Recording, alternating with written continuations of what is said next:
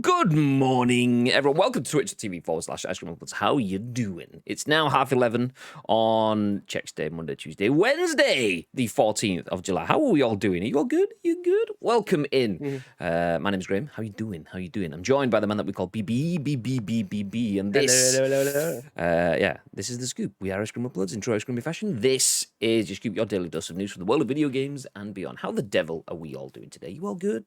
Gagad's in the chat says, good morning, gents. Next chamber says, sub fools. I'll read Bib. Hello. Good morning. Yeah, still morning.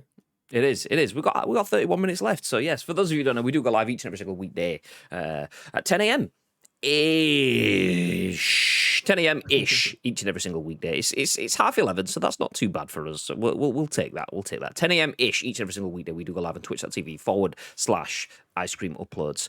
We do a live stream where we give you our thoughts and our impressions on the biggest, the best, and breaking stories from the world of video games. And we want your thoughts and your impressions on our thoughts and our impressions. That's kind of how this works. This is a live stream that we do turn into a podcast, a video that goes on YouTube, and an audio podcast that goes on iTunes and Spotify and SoundCloud and Google Play. Some may say it's the UK's #1 video game podcast. We are those people. And I'd agree with us. Nice. Yes, nice. Anyway, if you are in the chat, please do feel free to get involved because obviously we do turn it into an on-demand video and audio podcast.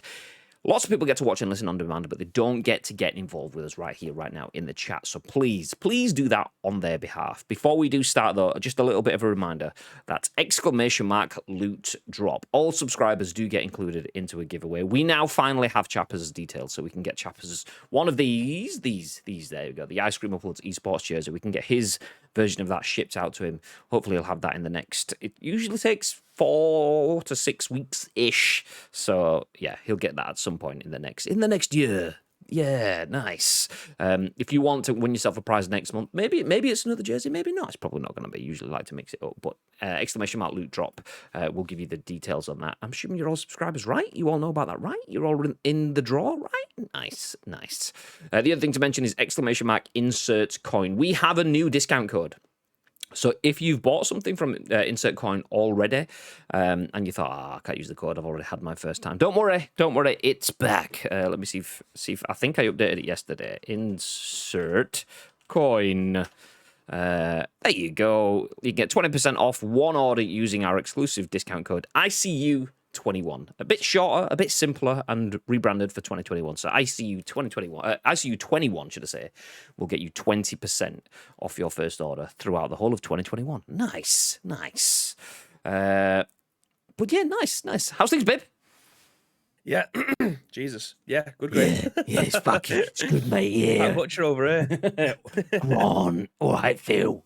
Do you know what? Yeah, good. We're going to jump straight into the news. Usually we'd have a little bit of a chin wag, but I have a call at 1-ish, and we've got 4 articles, and then the article that we paused from yesterday. So you might have seen that we are kicking things off with a discussion around cheaters. We do like to jump into cheating conversations because we work in video game esports and event production. So cheating and all of the conversations around hacking and that sort of stuff is quite close to home for us, so we do jump into that. So we have a couple of conversations around cheating and new cheat softwares. We'll then jump into a conversation about how Cyberpunk is kicking ass despite being a game that PlayStation recommends that you shouldn't play. Not on PS4 anyway. It's still topping the PS4 charts. We'll then jump into a conversation about Xbox's Phil Spencer still sees a future for story-driven games. I mean, naturally, they were the biggest selling games of last generation, so that makes sense. But we'll jump into all the details of why Phil Spencer's talking about that. And then finally, the article that we did shunt from yesterday's show to this one is the opinion piece by Ryan James at gamesindustry.biz that asks the question, is E3 now too streamlined? Is it bad? Is it good? Has E3 evolving since 2019? Has it evolved in a good way? We'll give you all of the details on that in the end story. But first of all, Bib, let me set the scene for you. You're playing Warzone. Set the scene for me. Yeah. A game that you've invested in because you like the idea of... let's run it back. Maybe it's Warzone. Maybe it's Call of Duty Black Ops or whatever the Black Ops Cold War. That's it. Whatever the latest game is, it's Black Ops Cold War. And you're thinking, do you know what? I'm gonna grind. I'm gonna get myself the red tiger camos or whatever they are. You can clearly tell I've not played Call of Duty that intensely for the last few years. Anyway, you want to grind all the skins. If you jumped into a game with someone and suddenly found that everything that you could do to grind every skin for every weapon has been maxed out, you're level 1,000, there's nothing else to do, how would you feel about that? Probably wouldn't want to play it, Graham. I've got so much more to say on this once we've concluded the article. Sweet. Well, hold on to those thoughts. We'll jump into exactly that. So, Yin-Poole at Eurogamer says Call of Duty Warzone hackers appear to be boosting high-profile streamers to level 1,000 and unlocking all weapon camos. It's a dark matter. The tagline, it makes sense if you don't know why, it will make sense in the article. So in a surprising twist on the normal Call of Duty Warzone cheating issues that have plagued the Battle Royale since launch, hackers appear to be boosting high-profile streamers' accounts to level 1,000 and unlocking their weapon camos. A raft of popular Warzone streamers were shocked to see their accounts hit the maximum level 1,000 while playing last night, and all Black Ops Cold War weapons in the game hit maximum level, complete with all camos unlocked. Yes, even the incredibly difficult to obtain dark matter camos for these weapons were unlocked. The most high-profile Warzone streamer to be hit by this is Nick Merckx Kolchev, who has 1.9 million followers on Twitter, 5.9 million followers on Twitch, and 3.95 million subscribers on YouTube. It also happened to Phaser's Swag, who has 2.4 million subscribers on YouTube, and Warzone streamers Biffle and Smixer. I'll read you the text. There is embedded tweets, but because of cookie settings, they don't show up. But this is a tweet from Deserto Intel. Says, best hack or glitch ever. Warzone players are randomly unlocking all gun camos, attachments, and level 1,000? Question mark. Next one from Rocker Smixy says, and then I get hacked to level 1,000 and all my guns unlocked. I am inches from uninstalling. So it's unclear how some players are able to target others in a Warzone lobby with this hack. It may be the case that the hack is having the unintended effect of spilling over into accounts it runs up against in-game, potentially specifically the account of a player who kills someone who has used the hack. My cursory research online reveals a number of websites selling Call of Duty account boosting. One website, which we will not name, sells a Black Ops Cold War boost that includes all multiplayer camos as well as level 1,000 and max weapons for $99.99, which is down from $149.99. That's nice, just dropping the prices. What guys. The website says the way it works is the customer is invited into a private lobby where in just minutes they will receive all camos for all weapons. This works on all platforms, including console, apparently. The website even claims a 0% rate of bans over the last 12 months. All you need is Modern Warfare installed. The emergence of this hack and its impact on streamers comes at a difficult time for Warzone, which has seen complaints about cheating skyrocket in recent weeks. Last week, we reported on a new cheat that uses machine learning, which sparked concern it could ruin Call of Duty competitive play on console. Activision reacted quickly to scrub it from the internet and put the stop to its development, which is exactly where we're going to stop for just a second, because that's actually the next story of the day. So, jumping away from Eurogamer into Vice. So this is written by Lorenzo Franceschi-Bicchierai or something like that. Incredible name. We'll call him Steve. No, Lorenzo at Vice has this article that says, Undetectable, that's in air quotes, Undetectable console cheat shuts down after Activision request. So the maker of a cheat system that used machine vision and promised to work on any game and any platform has shut down after receiving a request from Activision, the developer said. So a developer who was marketing an undetectable cheat that was supposed to work for any video game, both on PC and console, has shut down after receiving a request from game publisher Activision. Last week, a new cheat called U-Service started getting attention after a well-known cheat hunter group tweeted about it, calling it the next generation of cheating.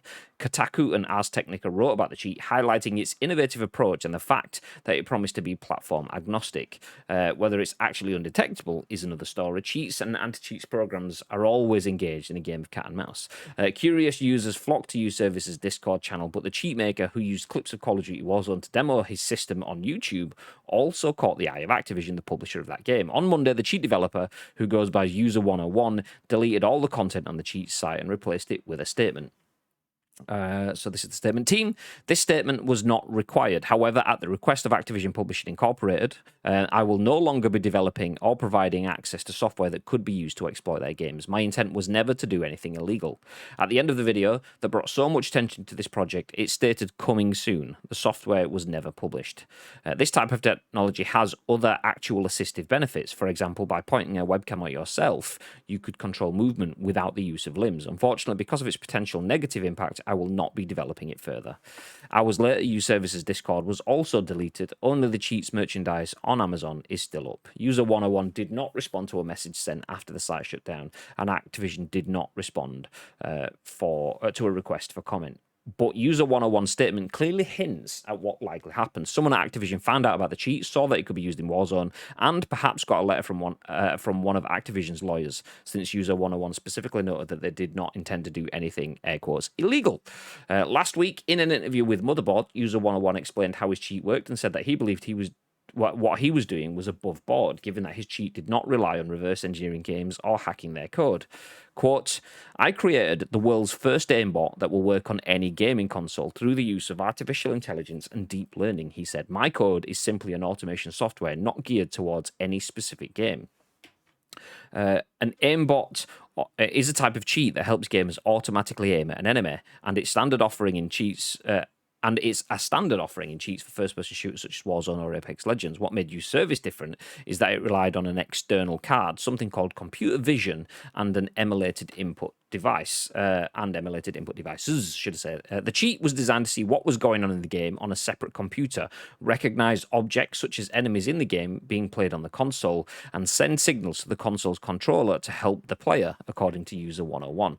This required an expensive and slightly complicated setup, a PC with a good GPU to process the video feed from the console and run the cheats, automation and machine learning scripts, a capture card to stream the game, which can cost $100 or $200, and a hardware device which can cost almost $200 to connect the console and its controller to the PC and emulate the controller's signals. On top of that, a would-be cheater had to pay to buy the cheat itself.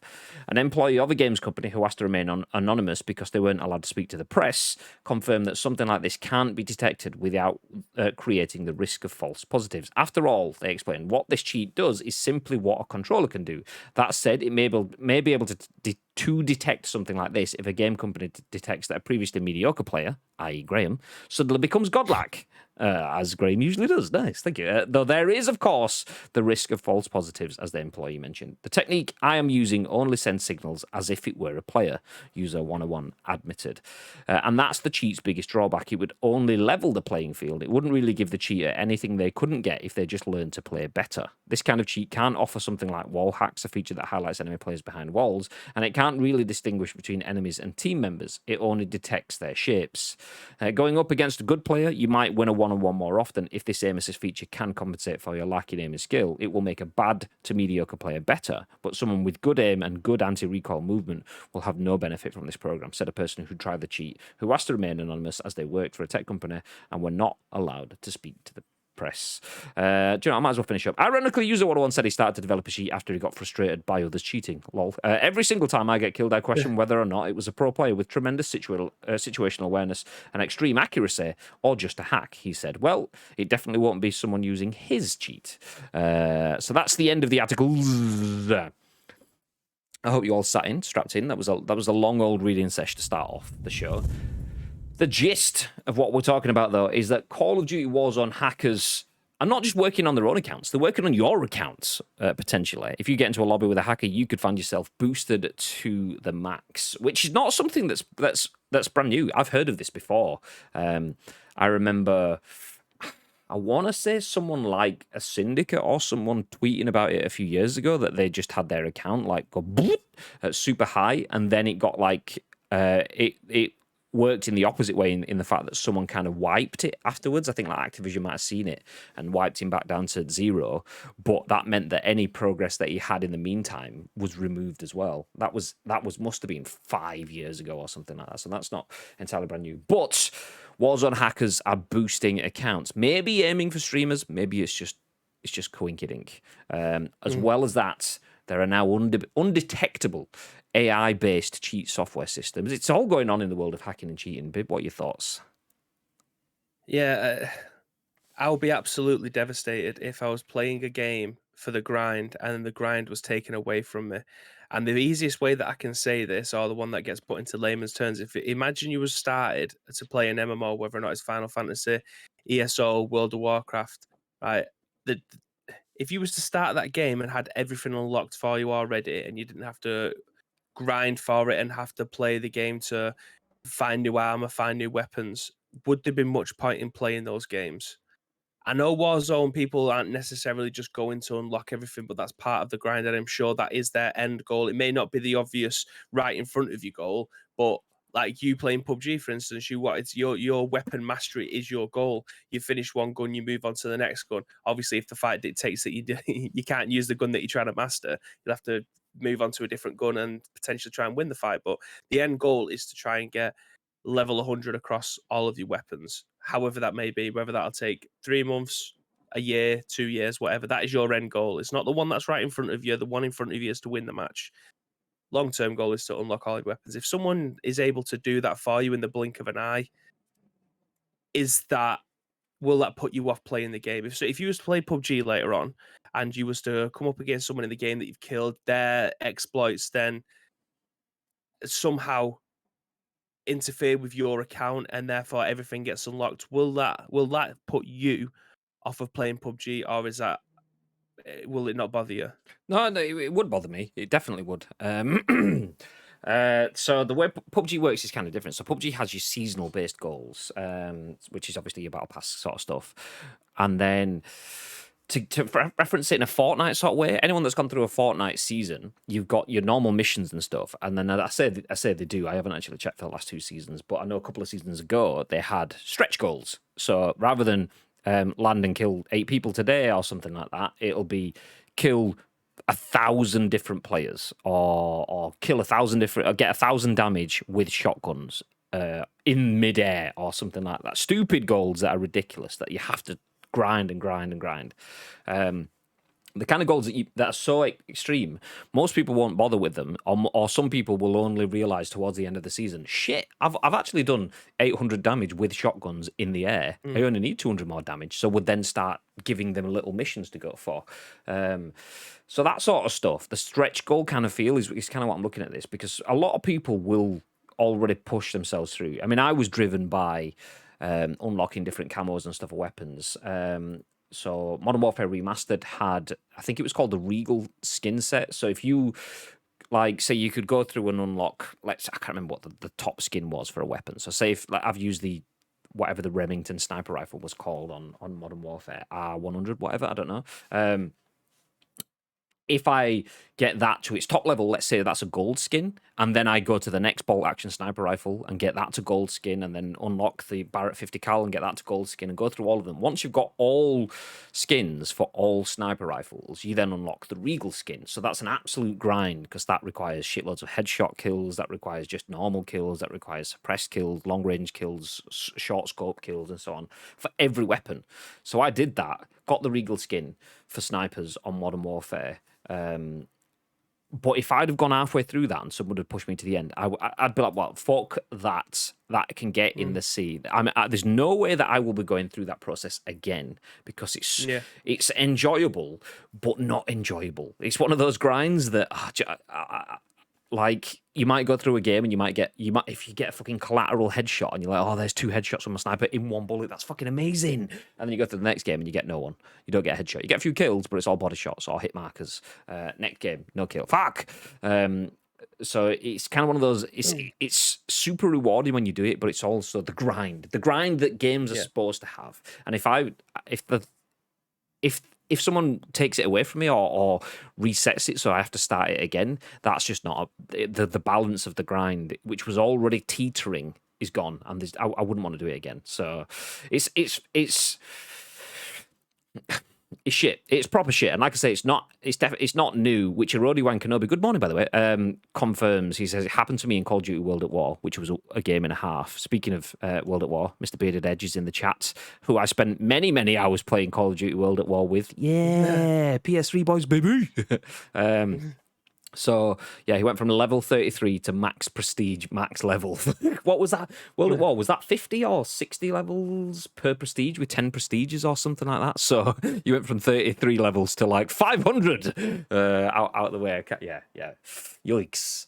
I mean, to be fair, that wouldn't have mattered that much in that sort of level to me, like in the prestiging, because I was the kind of player that knew that I wasn't taking it that seriously in terms of I'd spend a shitload of time like going up through the levels and stuff. But when I hit the prestige level, I didn't prestige very often because I didn't want to start again and get the M16 with no red dot and then unlock the red dot and then unlock the ACOG and so on.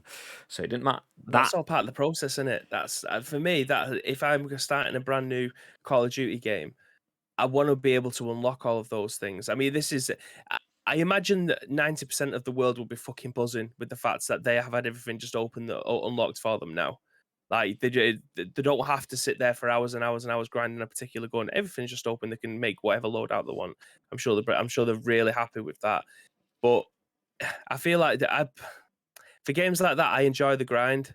Yeah. And I know there's games nowadays that you can pay £10 and have the grind taken away from you, and you can just no. I mean, you can buy MMOs now. So, say for instance, you've got the ESO and you've got World of Warcraft, that you can buy the latest expansions, and it will automatically give you a level 60 or level whatever the level cap was, level 60 character with all the abilities, all the costumes, all the mounts, everything ready made for you, and then you just play the new expansion. Like that for me, it doesn't sound fun. But I imagine if you are just getting into World of Warcraft now, like 18 years after the fact, the chances are you are not going to want to go and play 18 years worth of content to get to the point where you are currently up to date, because it will take you 18 years to get to this point. So I can understand it from that perspective. Well, PUBG's only been out 5 years, and I've played 18 years worth of content on it. So I'd love to see your your time on that game. Like on PC, obviously it tells you, but on console, I don't think it does. no, So I'd love to be able to see the time on it. that like my year in summary thing that do you know, like Spotify gives you my year in Spotify? PlayStation always try to do it. They try to do the same thing at the same time, and it just doesn't work because it's like, yeah, you played PUBG more than any other game this year. It's like, okay, tell me something I didn't know. You played PUBG for 4 hours. It's like, okay, well, that's something I didn't know because I fucking know that. Played PUBG for 4 hours yesterday. Tell me more. But yeah, I mean, Erodi says there he bought gold in ESO once. I was so rich in gold. Like you can buy the memberships for the month. To be fair, the ESO model is fantastic. So if you pay their £8 a month for their subscription to be able, and what that subscription will do, it'll unlock all of the DLC packs. So you don't have to necessarily go out and pay the £30 for the upgrade. I mean, you can, and you'll keep it. But if you pay the £8 a month or whatever it is, it'll give you all of the expansions. You can play the entire game and have everything unlocked, including they will give you crowns, which the crowns you can then go and buy new furniture or buy a better mount or just upgrade your character in some way or form. That's cool. I enjoy that. It does feel like I don't want to say it doesn't feel cheat. It feels a bit cheaty because you get double XP as well, which is cool. If you're playing the game all the time, that is amazing. They just need to. They always incentivize that stuff. But at this point, if you're playing Warzone, you're not paying for these unlocks. You're not paying for these cheats. It's just everybody else's cheats seem to be spilling onto your character and your profile, which is bonkers.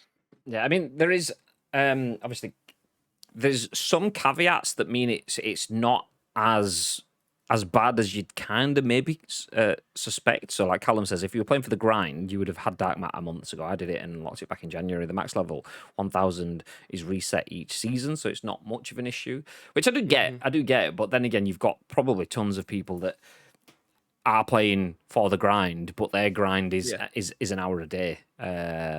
So there'll be a lot of people that'll be like, I wanted to get to level 1000 on my own. This is the month that I've got shitloads of time for it. School finishes next week, so I was hoping to fly towards it, kind of thing. So yeah, there's that sort of stuff. Anyway, actually, on that note, I'm going to jump back up because I didn't actually go through the chat. Lotus, good morning. I don't know if you're still here, dude. How are you doing?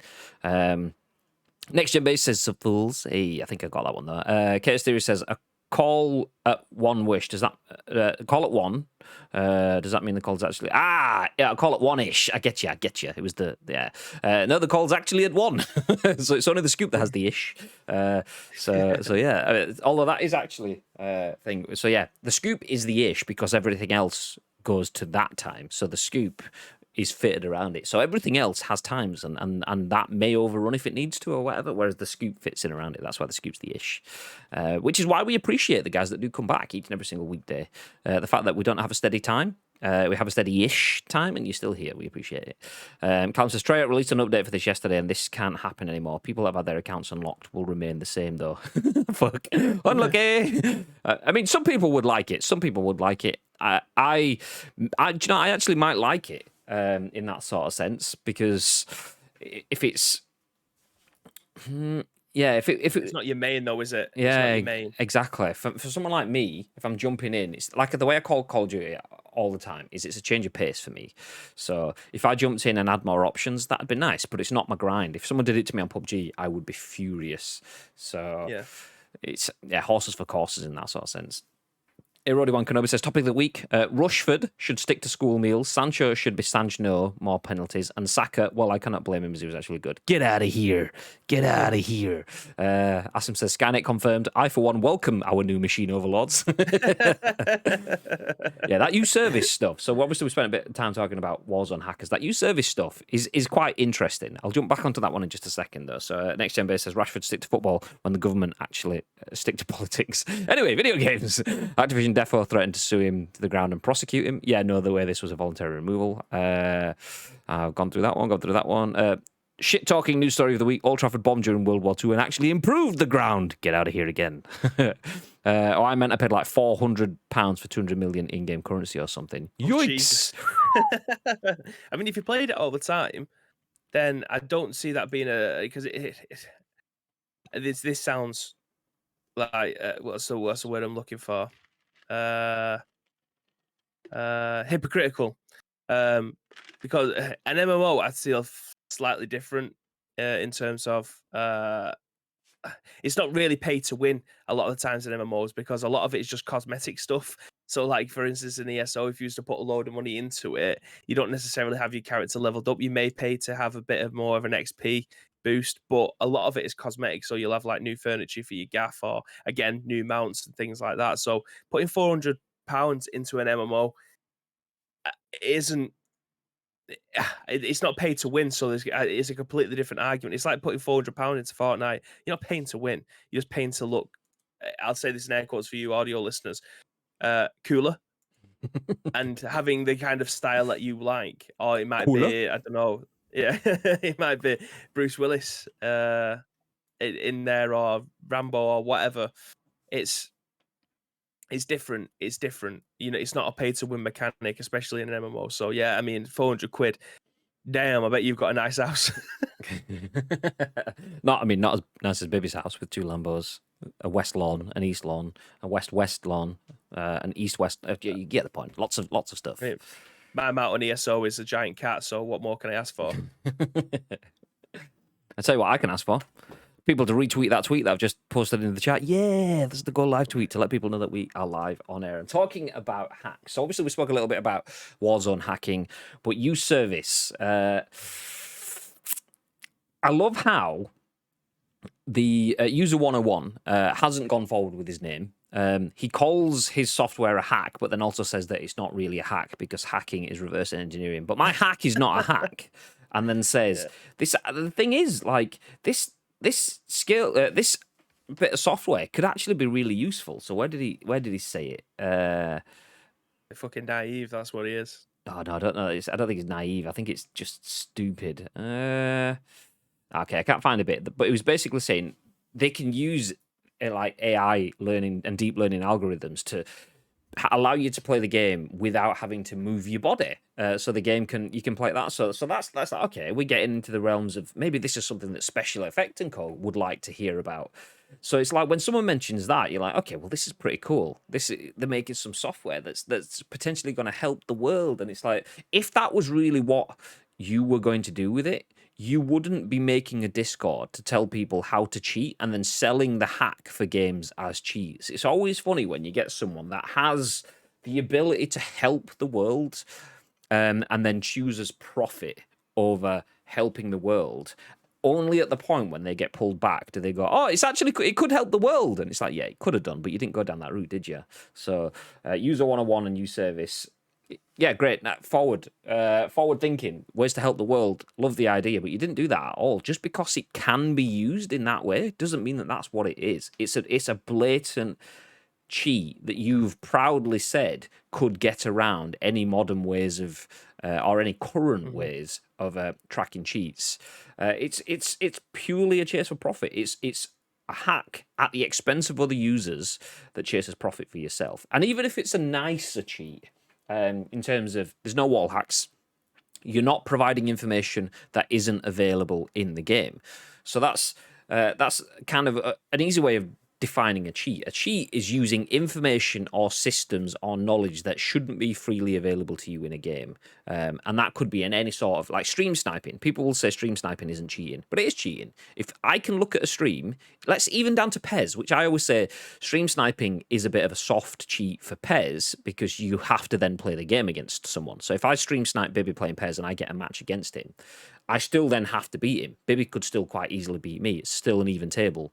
But the fact that I've got into the match against Bibby is based on information that I don't have available to me in my game. I've got that information off of my third screen where I can see Bibby's just started his matchmaking and I matchmake at the same time if I'm against him. It's cheating. It's as soft as it is, it's still cheating. So this allowing players to get better in levels that they would be in a game without giving them wall hacks or without bullet penetration that shouldn't be there and stuff like that. That's irrelevant. It doesn't matter. It's still a cheat at the end of the day. So something that could make it better and potentially could provide solutions for disabled gamers or whatever angle they were going to go with that not having to move your body software. You didn't go that way. You went down the cheating angle. As Erodi1 Kenobi says, profit is greater than humanity. And that's what it was. And that's what it was. The potential for profit usurped the humanitarian angle for that. So as good and as cool as it could be, it's a cheat. You were going for money and you got found out. And Activision dropped a big, fat, scary note and you panicked and got rid of it all. Nice. Where in reality, Activision dropping that cease and desist, that is the first request for most video game companies for everything ever. And a lot of people will panic at a cease and desist. And actually, a cease and desist is a very easy and very cheap solution for any video game company to scare video gamers or streamers or hackers and dodgy people into stopping something that they don't want happening. In reality, more often than not, if with cease and desist, if you say no, fuck you, video game companies are then left with the conversation of, do you want to take this to court, which will give it publicity, which will mean that you have to back up your argument and fully fundamentally make sure that you are right in your cause. It is just a lot of video game companies will go, actually, we thought the cease and desist would stop it. We'll just walk away. But it just shows that, I mean, if he was genuinely serious, he wouldn't have just got rid of his website and changed it for a statement. He wouldn't have deleted his Discord. He knows what he was doing. That says it all. So yeah, mate, get out of here. User 101, use service. Nah, mate, use service. Nobody. Not anymore. And on that bombshell, let's move forward. Speaking of cheats, it's not really a cheat. Just couldn't really, build up a link. To it. Trying your best, aren't you? Yeah. Try. Do you know what? Let's just jump straight to the news. There we go. Andy Robinson at VGC says, after a 6-month absence, Cyberpunk, which was cheating its users of... No, okay, you get it. Anyway, Cyberpunk was the best-selling digital PS4 game in June. CD Projekt's game recently returned to the store. Just gonna reach over to my drawer, grab my copy of Cyberpunk, which is still in the case. There you go. Talking about Cyberpunk, I have to show it. It's like QI Klaxon level territory for the scoop now, so let me just get that going. There you go. We are cyber scooping once again. So yes, Cyberpunk is now back on the PS4 store, and it's the best-selling digital game in June. So Cyberpunk 2077 was the best-selling PS4 game on the PlayStation Store in June after a 6-month absence from the digital storefront. According to PlayStation's latest store chart for June, the CD Projekt Red title was the best-selling digital PS4 game in both US, Canada, and Europe, despite only having been on sale for just over a week of the month. Cyberpunk finally returned to the PlayStation Store on June 21st, 6 months after it was pulled from sale due to its buggy launch date. However, Sony has warned that purchasing the game for the PS4 consoles is not recommended. Just let that sink in. A game that Sony says is not recommended for PS4 consoles is at the top of the PS4 chart. What?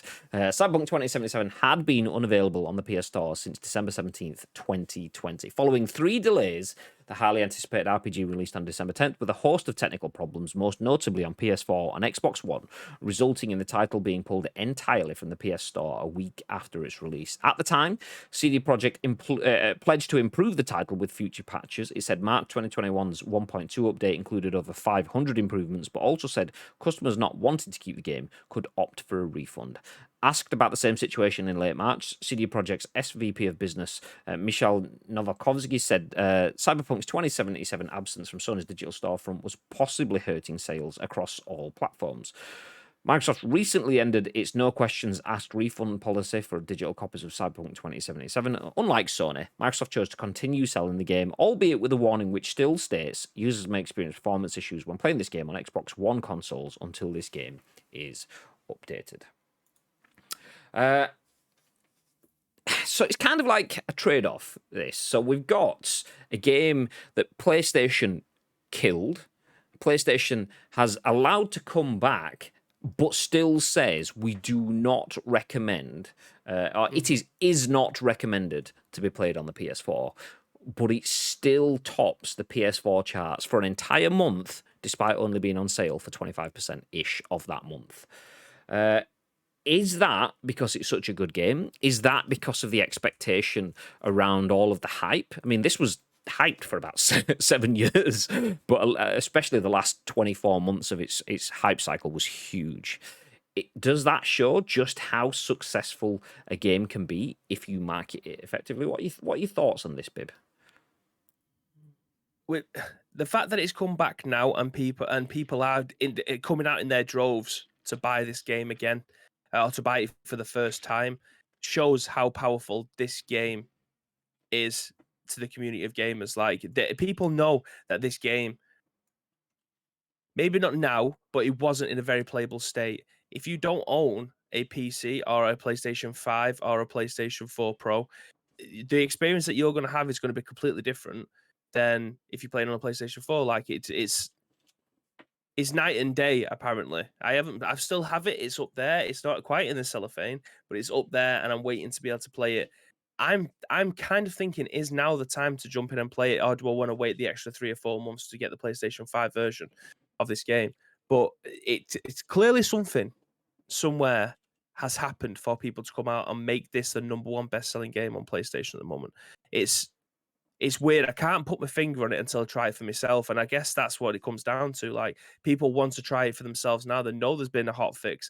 If you was to say this game has had 500 fixes, you're thinking, fucking hell, how broke was it in the first place to require 500 fixes in short amount of time? Are you thinking, okay, those 500 fixes have now made it a playable game? Yeah, I think people are going for the people are latter. thinking, just how broke was it? This had 500 fixes to make it playable, and it's still not recommended to be played.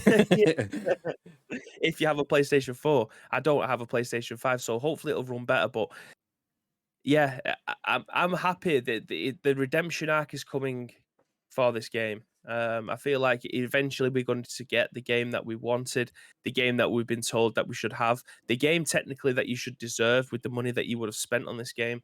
So yeah, I think it's nearly coming full circle. I imagine by the time the PlayStation 5 comes out, PlayStation 5 version comes out, we should be seeing a completely different game. But I'm happy. I never wanted to shit on the game in the first place, but I cannot take the side of a game that has had 500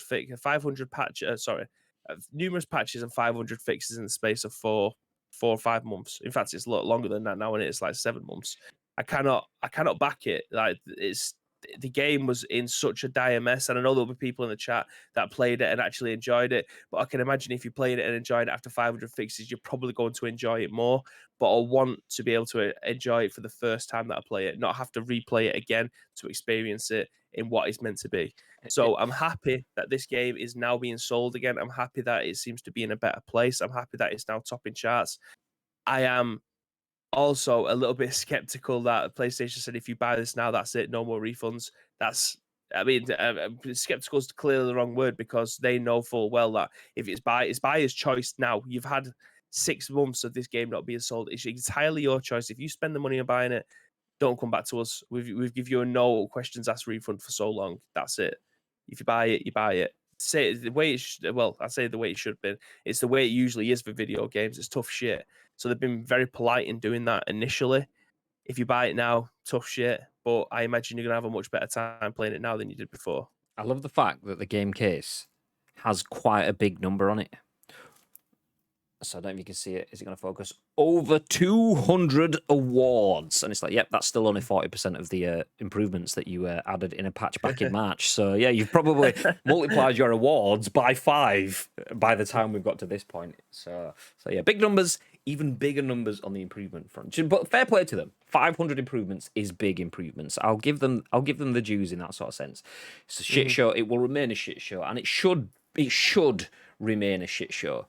But I'm not against the redemption story. I love the idea of a redemption story. We talk about No Man's Sky all the time, and I'm not going to talk about it now, just other than saying a redemption story is always welcome. And it's not something CD Projekt Red are alien to. They did the same thing with The Witcher. That had a little bit of a redemption story. I mean, not as extreme. If they do manage to bring this back, nothing will ever be this extreme. But it should be remembered, particularly at CD Projekt, just so they don't take their audience as so heavily granted. I don't think, for a lot of games, having issues, faults, patches, delays, and so on, I will give them as much time as they need and more rope for the proverbial hang yourself sort of stuff than usually I would do right now because of the COVID situation over the last 12, 18 months because of the COVID situation. And they fell into that situation, but their mistakes weren't a result of COVID. Their mistakes were a result of bad top-down management and greed. So I will happily see these 500 improvements become 1,000, become 1,500 improvements, so it plays exceptionally well on next-gen consoles, and it's good on PC, and even the last-gen consoles might even get improvements as well. I mean, all that stuff is wonderful, but I will forget and not forget the fact that this game is the worst launch of any video game of all time. I will happily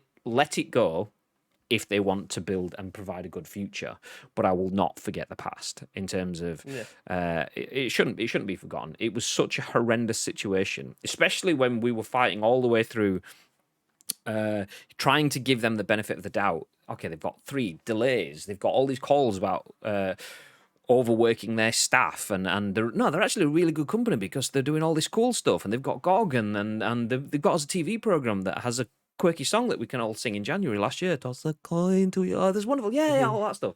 But then when it actually came out, it's like, oh, okay, maybe they were dickheads all along. So maybe they weren't. But the fact that is, and will always be, that they released a game that still isn't up to scratch. But it is a really good game. So if they didn't have a good game at all, then this would have just been dead in the water. There is a very good game in there. A lot of people have played through it and enjoyed it. I won't say it's 100% a game. It's not a Game of the Year game because a lot of people didn't think it was. It was an 80% sort of game, a strong game. But it just goes to show you what you can do. If you've got a reputation and a massive budget, you could make even the most buggiest calamity of a mess sell. And that's what they've done. They've used their reputation. It may have cost them their reputation in some people's eyes, but it also shows you just how irrelevant this podcast is. So please go away and never come back again. No, I'm joking. It just goes to show that people don't care in that sort of sense. We will sit here and say that it's not good enough, and don't pre-order. Don't go out and buy games because you could be wasting your money and stuff like that. Not saying don't go out and buy games, but obviously in this context, we may give you recommendations of things that we would or wouldn't do. But we are a small area of video game content creation, and even still, video game content creation, a lot of people just play video games and don't delve into the wider world of video game content creation. So all the news articles, all of the podcasts, all of that sort of stuff, if people see that, oh, it's back on the shelf in Tesco, that means it must be fixed now, I'll buy that. That will be the decision-making process for a lot of people, which just goes to show that, yeah, fuck the scoop. There you go. Fuck the scoop. Fuck this scoop, I'm out. I'm joking. Double the scoop. Double the scoop. Everyone Kenobi says FIFA recreate and remaster and create mode again this year and adding make your own club as well as apparently super advanced motion capture and AI. Is this the death of PES? Answer: no. No, it's not, because it's two separate games. But that's the same thing again. I mean, literally, the exact same punchline. Fuck the scoop. It is people buy what they want to buy. PES will be the death of PES, just like FIFA. FIFA will be the death of FIFA. If PES is making money, and it's 1% of what FIFA makes, but it's more than what PES wanted to make, then PES will remain. And there's all sorts of other things as well. I mean, I won't go into that conversation. There's the whole sort of conversation of there's only one football game in Latin America, really, and there's only one football game in certain parts of Asia and so on. So yeah, FIFA is massive and has monopolies in areas, but PES also has reverse monopolies to some extent in other areas and stuff. So yeah, I don't like. I mean, the natural instinct is to look over the fence and compare notes. Competitor analysis is very useful for a number of things, but just because one game is excelling doesn't mean that will. It's not a seesaw. When one end lifts up doesn't mean that the other end goes down. You can have both ends going up at different paces at the same time. So yeah, definitely not the death. Also added small things which players apparently respond to, like defenders pointing and player listening. Excuse me. Ruben Diaz manhandling Zinchenko has to be in the game. Everyone should just manhandle Zinchenko. It just looks too much like Kevin De Bruyne. He's not allowed to be on the same pitch as Kevin De Bruyne because I keep thinking the same person. What was De Bruyne? Oh, no, it's Zinchenko again. There you go. Anyway, let's move ahead a little bit, pick up the pace, because we do have this, and then we got the opinion piece about E3. So this one from Jeremy Signor? I don't know. We'll call him Mr. Signor. I probably got that wrong. Sorry, Jeremy. But Mr. Signor at VG247 says Xbox's Phil Spencer still sees a future for story-driven games. Risky projects like narrative-focused games are not being left behind in Xbox's strategy. It's no secret that live service games are the big money makers right now, but that doesn't mean there isn't a place for more traditional story-driven games, according to Microsoft's Phil Spencer. In a recent interview with The Guardian, I love this. The head of Xbox laid out how narrative single-player games are part of the platform strategy going forward. Fucking love the head of Xbox. Anyway, I think, quote, I think we're probably building more of these now than we've been in the history of Xbox, Spencer told The Guardian, emphasizing the need to support riskier projects, which in turn will be supported by the wider availability of demos and early access through Xbox Game Pass and streaming technology xCloud. Xbox will achieve this diversity by not pushing its team to make any particular style of game. Quote, we don't have any direction or mandate that says every game has to be an ongoing, sustained game, said head of Microsoft Studios Matt Boutte. Quote, take Psychonauts. There may be a Psychonauts 3, but I'm not going to tell designer Tim Schafer to go make it. Knowing the history of the games that he makes, I don't think he's going to be making a game that has seasons and goes on for 5 years. Both Spencer and Matt Boutte also emphasized the need to broaden the scope of where a successful game studio could be located, expanding the types of stories Microsoft can tell in the process. To that end, studios in territories that aren't traditionally game development hotbeds are all in play. Quote, it would actually surprise me if that doesn't happen, Spencer said, commentating on the potential for a studio acquisition from outside the bigger development markets. Just knowing the talent that's available and the tools such as game engines and Unity and Unreal that are so much more accessible, I would be surprised if in the next 3 to 5 years you don't see numerous studios in places that aren't the traditional hubs of video game development. This isn't the first time Phil Spencer expressed big opinions on where gaming is going. He recently compared the next-gen graphical jump to going from 2D to 3D, and he remains optimistic about Game Pass's continued support. So Xbox, back in the single-player game. And they're to stay from the sounds of things. What are your thoughts, Bib? I'm actually trying to find the video game chart at the moment. I can't seem to find. I'm going through various different ones because I wanted to find out how many storyline games were actually filling up the top 20 at this moment in time. Because we've said it many times on here, and we'll continue to say it. In terms of single player games at this moment in time, it's making a massive, massive comeback. Like, fair enough, we've got some fantastic online games. Most of them are battle royales, but when you come and take and digest a storyline game, whether or not it's a 8, 15, 40, 80-hour game, for me, there's nothing better than experience than those storylines. And I think it's kind of come again full circle. We had the single player boom, we had the multiplayer boom that went on for forever. I feel like we're getting to the point again where we're seeing amazing stuff on our TVs through Netflix and a series rather than it being films. Like TV series, I mean, you look at things like Line of Duty, you look at The Stranger, you look at all of these ITV dramas that are coming out, and BBC dramas. They used to be fucking shit. No one used to watch them. And now over the last 5 or 6 years, we are seeing some of the best TV being put on terrestrial TV as drama series. Have you seen the advert for that Vigil, by the way? That looks class. Just saying. Which one's that? It's the submarine one kind of thingy that's coming Yes, soon. it's got Martin Compston in it. Yeah. Yeah, I did. Yeah, I've seen that one. Again, I can't wait for that. So we're starting to see storylines come back into different mediums. No one would have thought 10 years ago that ITV dramas would be some of the best stuff on TV. And I'm getting to see now in video games, blockbusters, triple A's coming into the video game medium and creating massive stories and stories worth playing rather than it just being a very shallow experience. So again, I'm all in for this. I want to see some quirky shit. I want to see some stuff that hasn't been done before.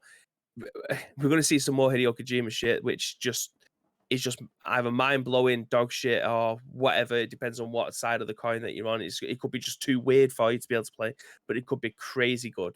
Like this is the kind of stuff that we live for in video games. This is what got me into video games in the first place. Multiplayer is nice, but having single player experiences is where I get my fun out of video games. And I'm glad we're starting to see more money being poured into these experiences, and we're starting to have some of the best writers come in and create video games rather than it just be someone who's very good at writing and then having their story told. We're getting to see people who we come to see their stuff being portrayed onto the big screen, the silver screen, and now getting put into video games. It's a nice time to have these people come in and show our medium some love.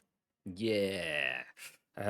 Just want to point out that article was written by, I pronounced it as Jeremy Signor. It could be Signor, but I said Signor. To which Gagad has gone full GTA Vice City in the chat and says, "Can Mr. Signor take these broken wings?" Which is class, because if you don't know, that song is sung by Mr. Mister. So, yeah, Mr. Signor, you get the idea. You get the GG's Gagad. I appreciate multinational, multilingual puns. Nice. It's coming Rome, says, how do I say it? Is it less stuffante? But as I said yesterday, fuck you. And I'm joking. Good morning. Yeah. How you doing? Well, welcome in. Lake says it already went. It did. Although, to be fair, yeah, it did, because they've already got off the plane. So it's in Rome. GTA Vice City, right? Absolutely. Did I not say Vice City? What did I say? You did. Oh, if I didn't, I meant Vice City. But yeah. Good. Nice. So yeah, Xbox still has a future for story-driven games, which is nice. I mean, there's not really much to say to that, because too much noise. There's never too much noise. If you've watched Brooklyn Nine-Nine, then that's it. It just becomes stuck, and then it remains forever. You think it's gone, and then it just appears, and then it sticks. Cool.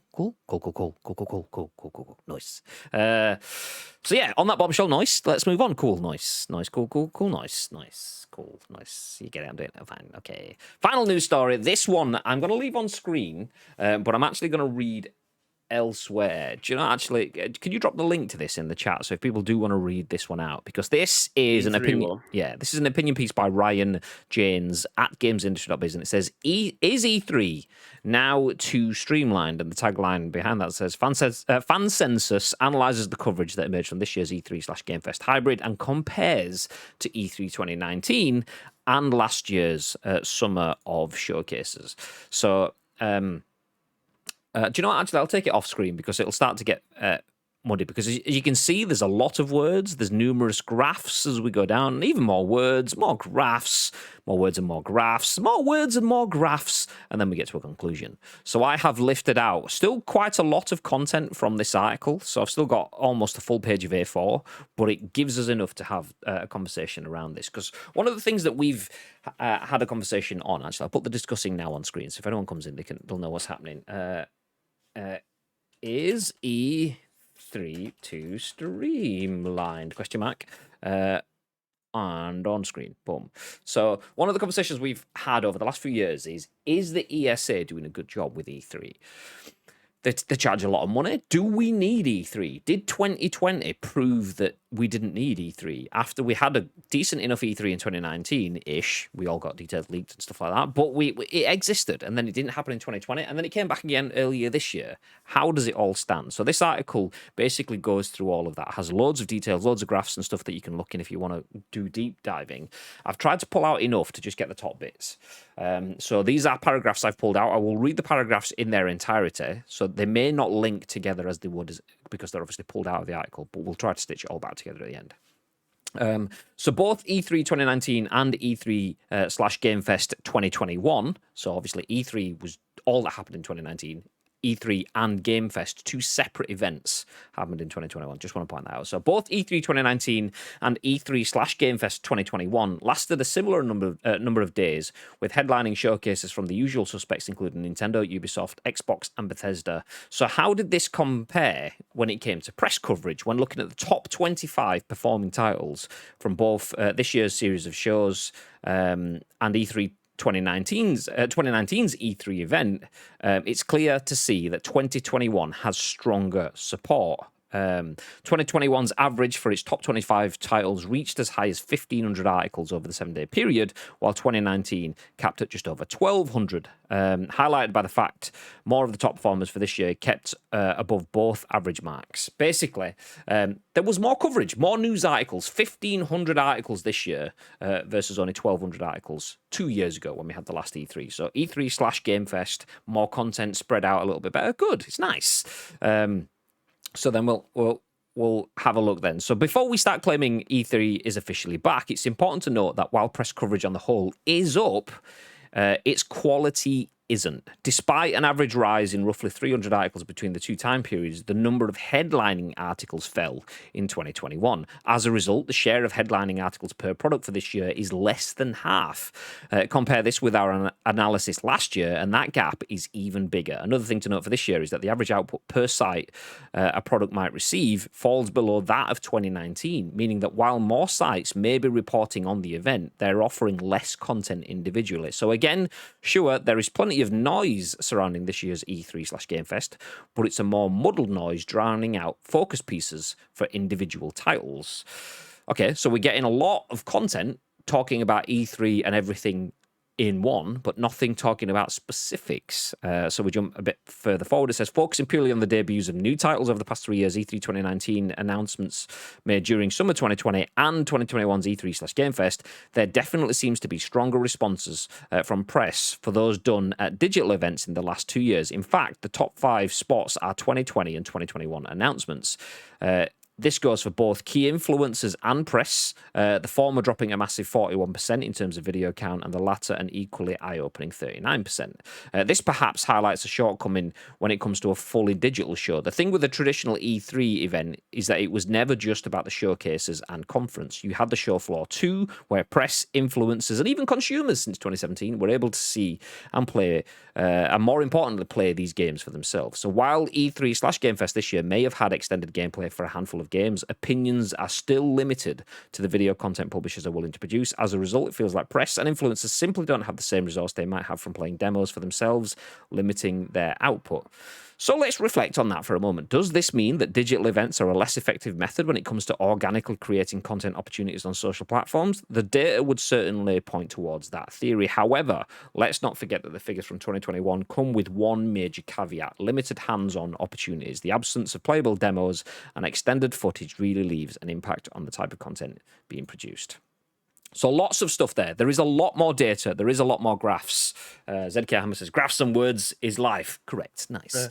So there's a lot of data there, but the gist of it is, and it's nice to have some actual data to put behind this sort of stuff, because we will be drawing these comparisons next year, the year beyond, and so on, as do we need E3? Do we need the ESA? Do we need that song and dance, that fanfare?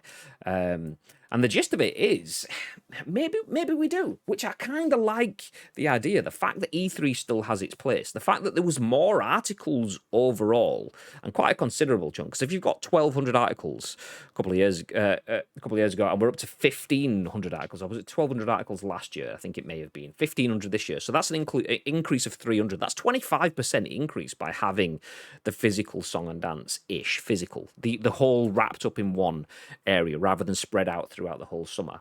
Love the fact that there's more increase. But we also need good content. That also says itself. The fact that we have an event, if you just have E3 for the sake of having E3, which is kind of what we said this year had. I mean, baby, how good was the Koch Media Conference? There's probably about 10,000 articles just written on that overall.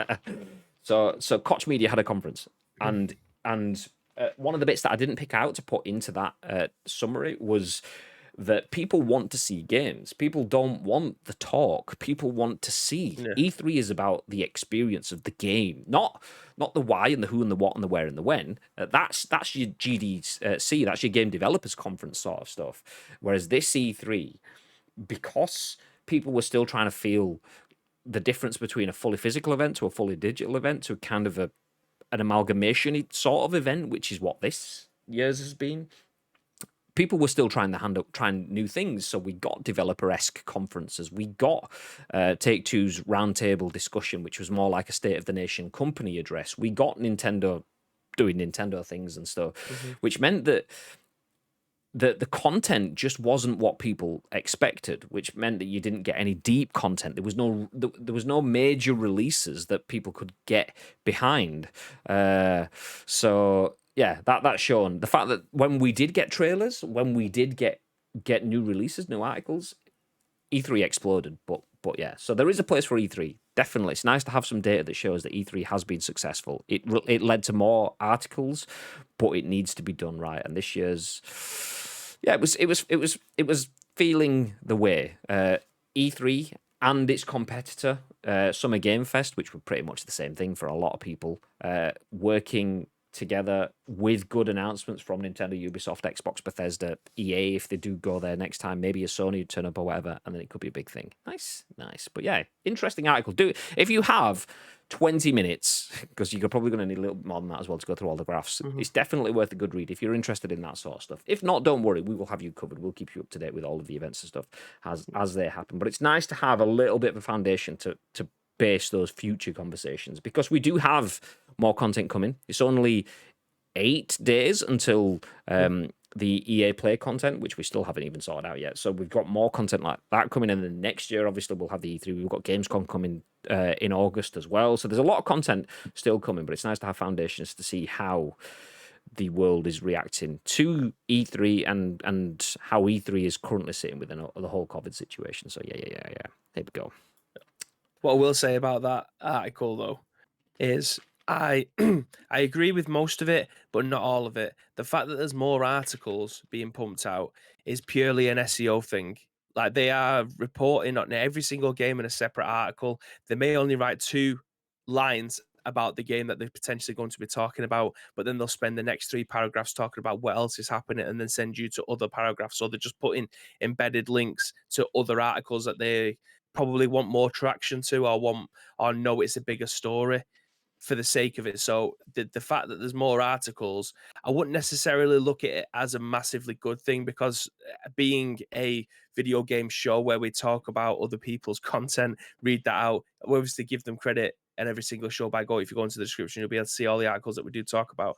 But a lot of the stuff that I go through to try and get out some good stuff when it's an E3 or a Gamescom time, a lot of it is absolute shit. The articles that I want to see are the all-encompassing ones. So if you've missed E3, or you've missed Gamescom, or you've missed EA Play, or you missed State of Play, or whatever it is, I want the all-encompassing article. So this is the game, this is what we think, this is what they talk about, here's the next game, this is what they think, all in a big list like that. That's really nice. But what I don't want to see is a indie game where they only give it the title because they know it's going to appear well in Google search. They'll talk two little lines about the game. Here's when it's going to be coming out. This is what kind of genre it is. This is what you come to expect. No words from the people who are going to be talking about it. No developer talk. No one none of the in-depth things that you might want to know about that video game, but they'll just round off about the new Call of Duty and how it won awards for their audio sound at the very bottom of See, it. No, that's irrelevant. they've actually said though that so where was it there? Before we start claiming E3 is back, it's important to know that while press coverage on the whole is up, its quality isn't. Despite an average rise in roughly 300 articles between the two time periods, the number of headlining articles fell. So as a result, the share of headlining articles per product is less than half, which means that those articles that are looking at individual things, like you'd probably get the Bethesda conference, and then you'd get a follow-up article that, oh, here's our Fallout 76 deep dive, and oh, here's if you want to use private servers and stuff in Fallout 76 or whatever.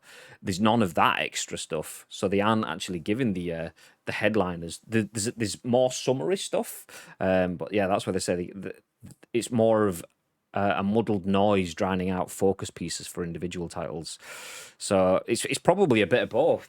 I mean, there is shitloads of the clickbait stuff, but that probably falls into the noise. There'll be a lot of summary stuff, more summary stuff than we usually get, but they're not even going to the extent of even giving that sort of like SEO level sort of what was it called? I can never remember the name. Replaced is a new game that looks like 80s retro stuff. If you're interested in 80s retro, Call of Duty World at War Call of Duty World War is set in the 80s, and it's like, well, that's nothing to do with it. You just and they're not. It seems like they're not Speaking even. Of 80s superstars, Bruce Willis and Rambo will be joining Warzone. Find our article on these deep dives here. It's infuriating. You gave me 4 hours of Bruce Willis and Rambo and 30 seconds of Replaced, which is what I came here for. But but they're not even doing that, which is interesting. And I think that does kind of speak to it, though, because what was the best conference for most people? Xbox. And what did they do in that conference? New game. There's so many new games. But you were quite hard pushed to find any extra details. So I think it's probably a case of, because people were rushing to, either they didn't want to put their own conferences on because it was not cost effective, or Xbox just offered the opportunity to be in their show, or because they had the opportunity to be in the Xbox show, but they weren't quite ready to give any extra details. For whatever reason it is, we've seen 30 games in the Xbox conference, and then none of the developers have gone, oh, here's some extra information outside that. So we're not even getting those like paragraph pieces because people just don't even have the information for it, which is quite interesting, because it does show you that there's shitloads of interest, there's shitloads of news and really good stories to be told, but people just don't have the words for the stories. Yeah. Is that because we're not getting any time with the people who would usually do, like, I wrote something about Daymare to put on our website, but that's because we had the opportunity to be able to do that. Like, if I didn't get the opportunity to be able to go in and play the game and speak to the guys who were creating it, speak to their marketers, speak to the game developers, I wouldn't have wrote that article because I would have had no experience. I wouldn't have been able to speak to them. Is that because we are working from home at the moment and people don't have that option to be able to go in behind, not behind enemy lines, but go behind the curtain to take a peek of what it is that they're going to be looking at? Or are they just not interested and they have to cover it because they have to give some sort of coverage to something?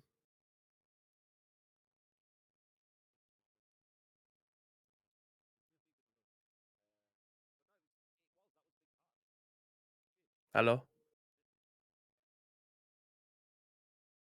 I managed to mute my mic. Great, nice. But yeah, no, I was actually joking then. I was taking the piss of saying that explains the frost relationship you had with Invader Studios then, because Bibby was sat there behind enemy lines. I was like, Bibby, they're not really the enemy.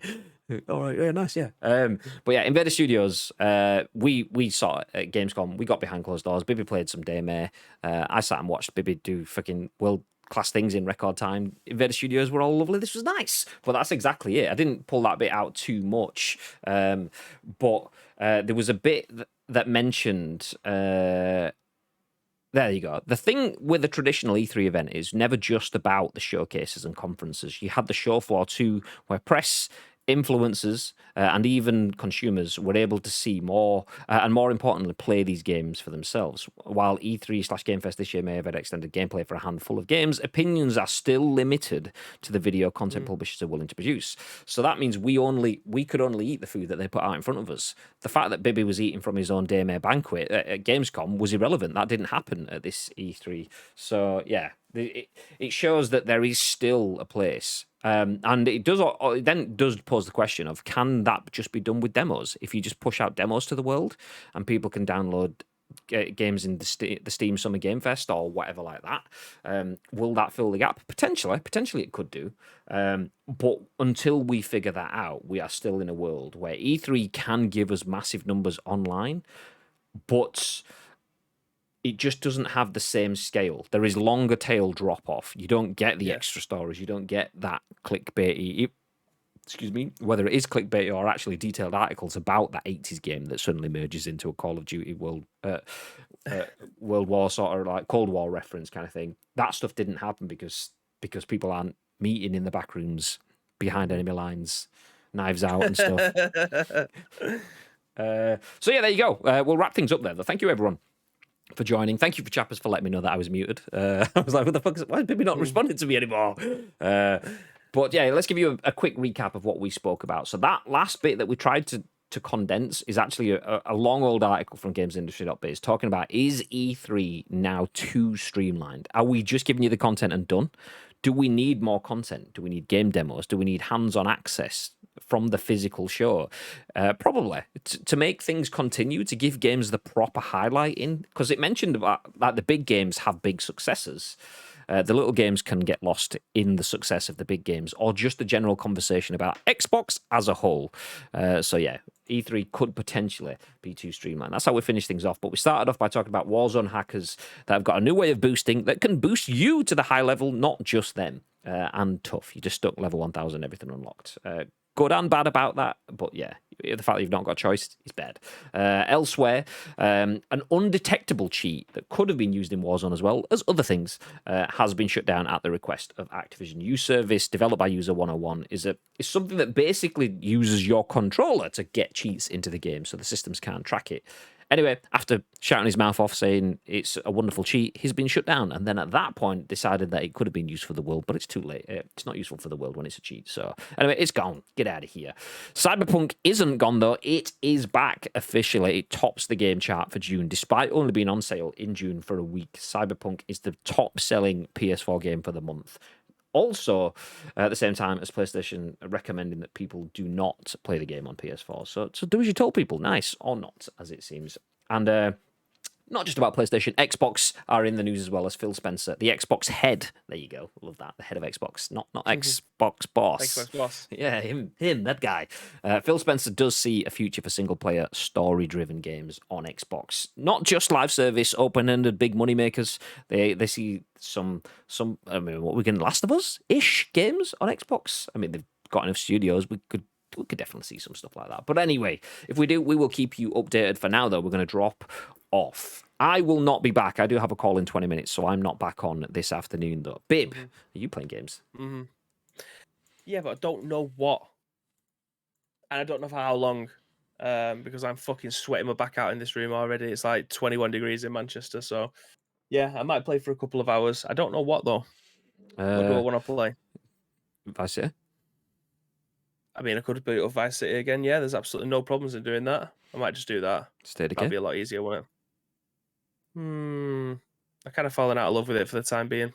Yeah, do you know what? That's definitely a game that I want to play with other people and not on my own. Yeah, I agree. I think my issue with State of Decay is State of Decay 2 was kind of the it was to G me up for State of Decay 3 and the day before, and the fact that we've heard nothing on either game just means that I'm G'ing myself up. I enjoyed it, but it's not my genre. The fact that we've G'd ourselves up for a genre that's still not moved anywhere, it's like, okay, well, I'm all excited, but the genre's not. So I'm just saving my excitement rather than pushing it anymore. So yeah, there you go. Well, if you want to see... Probably Vice City. Yeah, if you want to see people play GTA Vice City, then take these broken wings I don't know how to fly. Okay, you get the idea. Join us back on the channel shortly, so we're not going to drop a raid on someone, but do stick around. You will get yourself extra channel points by just joining back-to-back streams. You might as well do it. Get yourself the points. Nice. Nice. We'll be back after that in the morning with the next scoop, and then tomorrow is PUBG new season day. Yeah. Tego Map comes along, so I will be playing some PUBG, potentially with Bib, maybe not. Depends on whether he's got golf things and stuff. So yeah, all of the content, it's back, baby. So scoop, GTA, scoop, PUBG. Nice. Before all of that, though, Mr. Bib, is there anything that you'd like to add? Yes, again, if there is anything that you would like us to discuss on this show, if you want to help shape it, there is 2 ways you can do that. First of all, find us on social media. It is at Ice Cream Rollers across all major social media profiles, or get involved with our Discord. If you are watching this on any of our on-demand services, then go into the description below. You'll have all the links to be able to find us over there. But all we need from you is a URL plus your thoughts and impressions. We will then give you our thoughts and impressions on the very next show, which will be at what time tomorrow, Mr. Graham Day? That will be at 10 a.m.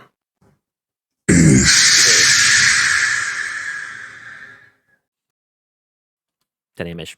Get it? Nice. Yes. So join us 10 a.m.-ish tomorrow for the next episode of The Scoop, and we will see you then. Bib, though, we'll see you back on the channel in 10, 15, 20 minutes, something like that. If you haven't already followed, drop a follow. You get a notification when we go live, and that's the best way for some GTA Vice City. Until then, have yourselves a fantastic day, and stay frosty. Stay frosty.